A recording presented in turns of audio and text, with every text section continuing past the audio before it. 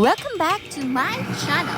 In today's video, we are gonna bake the ever delicious and nutritious our pandesal. That's right, pandesal. Are you guys ready? Well, here are the ingredients. Powdered milk, sugar, flour, yeast, malunggay leaves, breadcrumbs, an egg, salt, butter, and hot water. These are all the ingredients needed.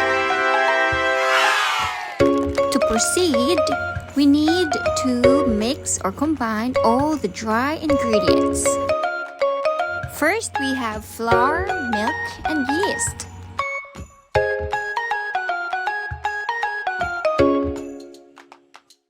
Make sure to mix them well.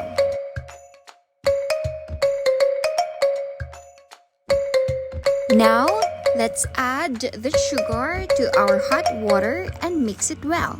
Add the salt too. Oh, by the way, I just transferred the mixture kaya di naman masigo. Now it's time to prepare the malunggay. I'm using my Xiaomi blender. The malunggay leaves make our pandesal healthier. Now let's add the egg to our well-mixed dry ingredients. Let's also try to combine all the wet ingredients to our dry ingredients. Make sure to mix it well. We can then add our blended malunggay leaves. And again, combine or mix it well. Of course, you can make use of your hands, but make sure they are both clean. O diba, medyo obvious kayo nga basa kaya kong kamot because nang hunaw ko mga higala.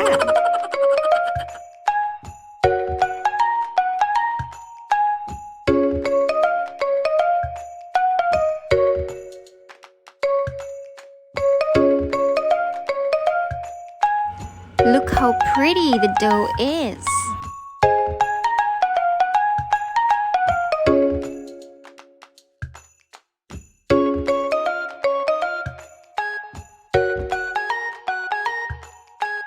Now let's add the butter. In this part, I'd like to say sorry because we are supposed to use melted butter.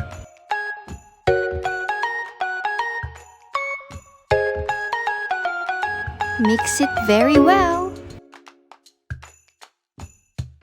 Again and again and again, I say, make sure your hands are all clean.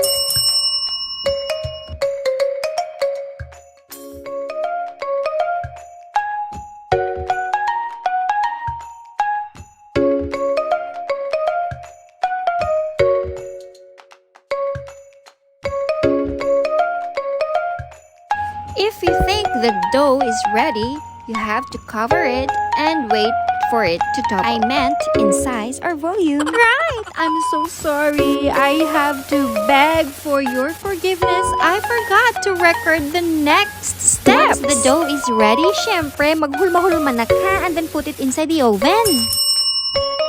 So, mauni siya, naluto na siya, and it's very, very hot. So, be careful. It's not bad for a first-timer. P.S. Lami ang pandesal pag init, my friends.